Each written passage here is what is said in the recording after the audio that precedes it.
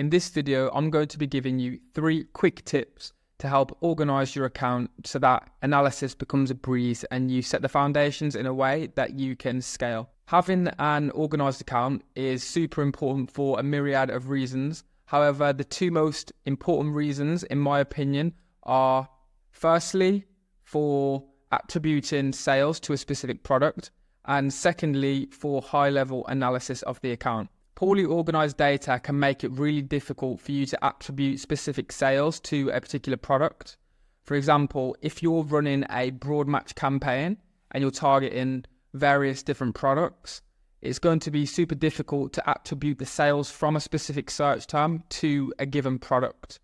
Now, there's probably going to be certain giveaways. So if there are variation-specific search terms, then we know that we can attribute those search terms with a high probability to that product. For more generic search terms, it's going to be very difficult to delineate which product is driving the majority of sales for those search terms. And in regards to high-level analysis, if you have a messy account, it makes it very, very difficult for you to segment the data out and look at how each product is performing. In my opinion, not enough sellers are tracking their performance on a product level. Rather, they are tracking the performance on an account level. Now, I think that you should be tracking performance on a product level for 2 main reasons, really.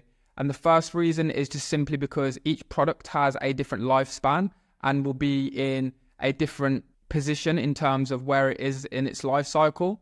So, for example, more established products, you're going to have different benchmarks and different goals for than if you had a product that was just in its initial launch phase. And on top of that, if you're only looking at the data on an account level, there will be some products that are going to skew the data, some outliers. So there may be a few products that have a really, really strong tacos and they're sort of skewing the data in favor of a more favorable tacos. Or on the flip side, you may have some products that are performing really, really bad, but because you're not tracking the data on a product level, you're not going to see those problems until it becomes too late. Tracking the data on a product level is going to help you to reallocate funds maybe towards products that are performing really well, but you could probably push it a little bit harder. And then also reanalyze what you're doing with some of the products that aren't performing as well. And hopefully you can reduce wasted ad spend and make it more profitable. So I'm going to break this video down into 3 buckets for the organization. The first one is portfolios. The second is campaigns. And the third is naming structures or naming conventions. So before that, I'm just going to give a quick introduction as to who I am. My name's Jake Evans and I run Systems Lab. And we help Amazon sellers grow their sales by implementing our model into their business. We work with majority US-based sellers and we're really helping them scale from 6 figures up to the magic 7-figure number. So now we've got the boring introduction out of the way with, let's just jump straight into the video. So the first one that I'm actually going to touch on is the naming conventions. And the reason being is because, in my opinion, having a clear nomenclature is the base foundation of a solid PPC account. If you don't have a clear naming structure that makes it very easy for you to identify each campaign, then it's going to make it super difficult to perform analysis, to segment out the data, and to just really know what's going on in the account, especially if you have more than a handful of campaigns. Not having a nomenclature or clear naming convention for your account or for your campaigns is going to detract away from the tasks that you're doing. It's going to make it a little bit more difficult and it's just going to add friction. And in my opinion, you want to make this as streamlined as possible. So you don't need to spend hours and hours determining which campaign is which and then making adjustments. Now, I believe that there are 4 main reasons why you should have a clear naming structure. Number 1 is that you can create campaigns a lot faster if you have a standard naming convention, because you're not spending time thinking about what to name the campaign. You already have a clear framework for naming it. And I know that sounds silly, but if you're creating tons of different campaigns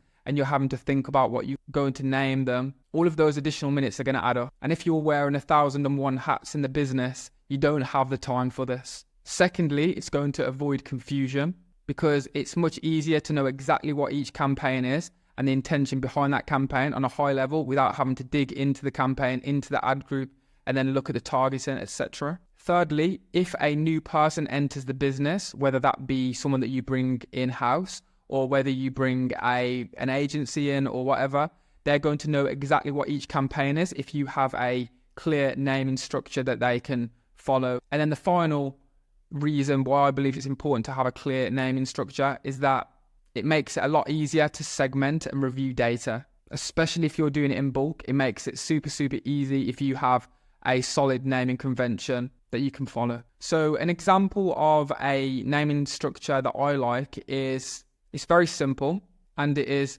product identifier, ad type, match type, and then any additional context.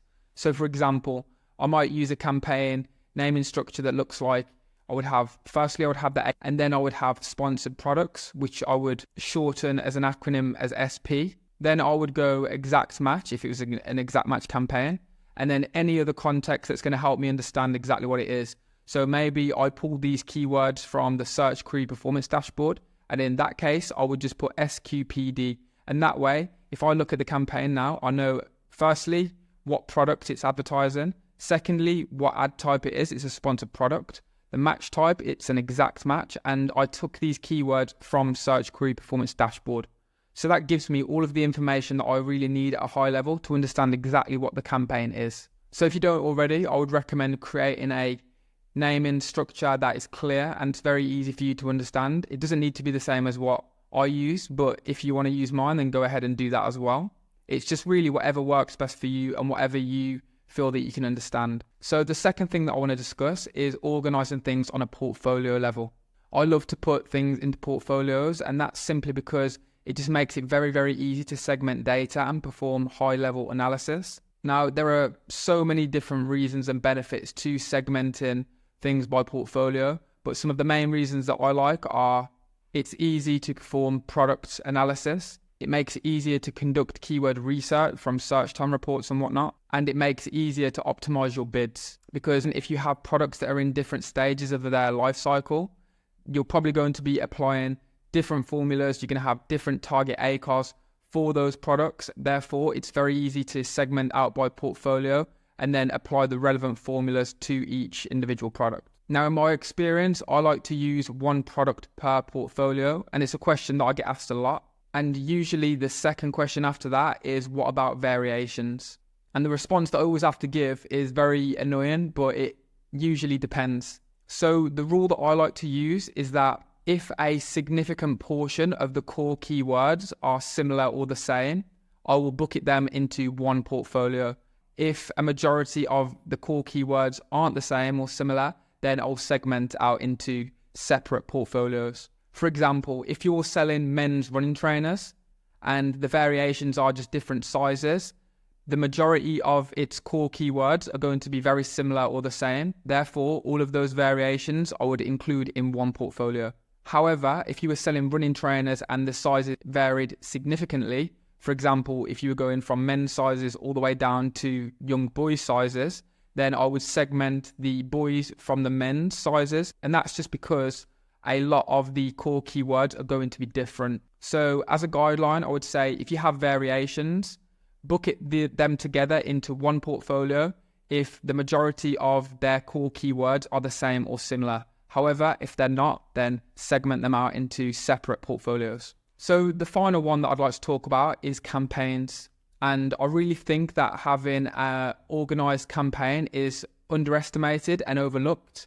I've actually gone through client accounts and been able to almost double their sales in a few months just by restructuring and reorganizing their campaigns. So a good campaign structure, in my opinion, can be broken down into three core components, and that is ad groups, match type, and keywords. So the first one, ad group, I only like to have one ad group per campaign. The reason that I only have one ad group per campaign is that if you have more than one, you're relinquishing some of that control over to Amazon, because they get to decide where the funds for that campaign are being distributed. And in my experience, Amazon doesn't always allocate most of the spend to the performing ad group. And you can test this for yourself. So if you have a campaign that has multiple ad groups, there might be some ad groups that are spending a lot but don't have a good, and that's really going to hurt the overall quality score of the campaign. It's going to be detracting some of the value and spend from some of the performing ad groups.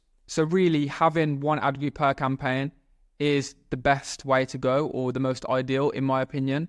And that's just because we get full control over where the spend's going. And we know that if there are any underperforming ad groups, they're not going to affect the rest of the ad groups. The second part of having a good campaign structure includes match types. So I don't like to mix match types, and that means if I have a campaign that has exact match keywords, I will not include any broad or phrase. And the reason being is because each different match type has different targeting. It's going to have different cost per clicks, different conversion rates. So you can see that by having 3 different match types within one ad group, it's going to make things really messy. It's going to make it difficult to know which search terms are driving the performance. It's going to make it a lot more difficult to apply placement adjustments, because exact match keywords are a lot easier to control with placement adjustments. However, broad, because it's a much looser targeting type, is a lot more difficult. So again, you're just relinquishing some of that control by mixing the match types together. So in my opinion, keeping one match type per campaign is always the best move. And then the final aspect of having a good campaign structure is keywords. So for me, I don't like to have any more than 10 keywords in a campaign. And some people may disagree with that, but in my experience, 10 keywords is the sort of outer limit of what I would define as an acceptable amount of keywords. Anything above 10, you start to see that some of the keywords will throttle the impressions of other keywords, and you really get diminishing returns. Whereas if you were to just segment that out and put it into its own ad group and campaign with its own spend, they typically spend more and generate more impressions. So for me, I like to have between 5 and 10 keywords per campaign. And I also used to prefer having up to 20 product targets within a campaign. However, I'm more of a fan of only including 10 now as well. In my experience, more recently, product targets have been throttling the impressions of other product targets as well. Maybe a year or so ago, it wasn't so much the case, but it seems that over the last 12 months, that it has started to act more like a keyword campaign. So for me, I don't like to include any more than 10 ASINs in a campaign as well. So just to recap campaign structure, I like to have one ad group per campaign. I don't like to mix match types within a campaign. And I only like to include between 5 and 10 keywords or product targets within one campaign. And that's what I call a good campaign structure. Now, you may have experience with other campaign types or structures that perform well, but in my experience, auditing hundreds of accounts and dealing with dozens of clients, that has been the best, or served me the best over the year. So just to recap the 3 main points, having a clear naming structure works super well for really streamlining your account management and just understanding what each campaign is on a high level. Segmenting things out by portfolio really helps to, again, just segment the data and isolate exactly what you're looking for, which is going to just streamline the whole process as well. And having campaign structure that is conducive to scale can really help to grow your sales in a more predictable or consistent way, is what I've found. So that's everything for this video. I'm going to be starting a new series, releasing a video every Friday called Forensic Fridays, where I'm going to be breaking down every single Amazon report that's available to us as sellers and highlighting some of the pros and cons of each report, its use cases, and whether or not I recommend using it, or if I do use it. So if there are any particular reports that you would like me to do an analysis on straight away, just leave a comment below and I'll make sure that I'll prioritize that one first. But that's everything for the video. If you have any questions about anything in this video, then just leave a comment. If you have any video recommendations, again, leave a comment. And below this video, you'll find a link. Full transparency, I will be trying to sell you something. So if you don't want to be sold, then just don't click the link. But if you are interested in learning a little bit more how we can potentially grow your sales through marketing, then click the link. I'd love to have a chat. But that's everything for the video. Thank you so much for staying till the end, and I'll see you in the next one.